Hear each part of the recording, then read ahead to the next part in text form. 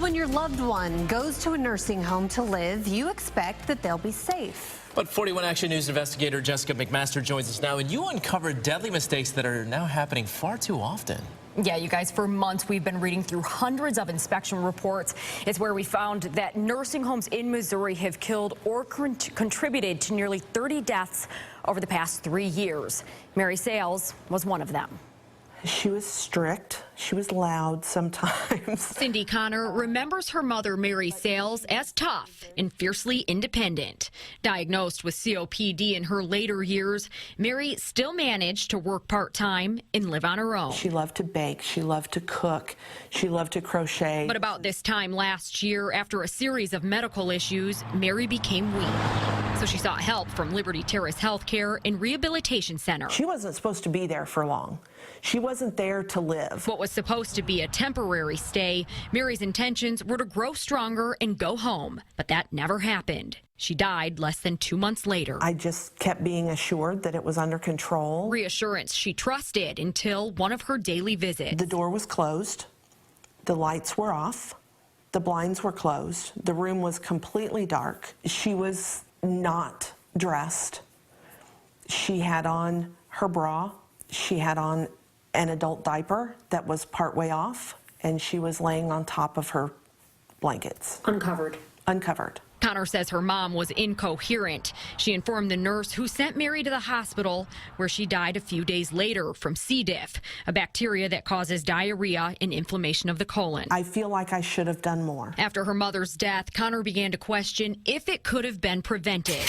According to the state's investigation, it could have. It found the staff at Liberty Terrace made several mistakes, like misplacing physician orders and not following protocol for a certain type of medication. The report also shows Mary's doctor wasn't informed of her worsening condition until it was too late. There were people that came in and cared for her and cleaned her up daily. How could that not have been reported? How could that not have been looked into? 41 Action News investigators found cases like Mary's happen far too often. According to our analysis of hundreds of inspection reports, more than 28 people have died in Missouri nursing homes over the past 3 years who shouldn't have. Deadly mistakes that include medication errors, staff not being properly trained in CPR, and even one where a resident strangled by the seatbelt of his wheelchair because it was too big for him.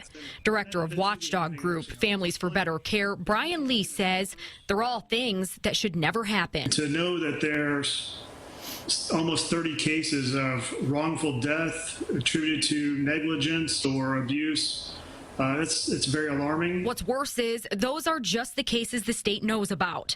Many go unreported. Families for Better Care ranks nursing homes based in part on inspection reports, Missouri being the 4th worst in the country. Lee blames the poor rating on nursing homes not being properly staffed. State officials should really take swift and decisive action to intervene here. If the nursing home industry can't police itself, then that's what our government is there for, is to intervene and to protect its people from harm, abuse, or neglect. Despite our several attempts, Missouri Department of Health and Senior Services didn't want to sit down with us to address the issues. Centers for Medicaid and Medicare Services shut down Liberty Terrace in August following various complaints of abuse and neglect. Connor says she knew something wasn't right before her mother's death, but that she didn't know what to do about it. I didn't know how to fix it. I didn't know what I could or couldn't demand.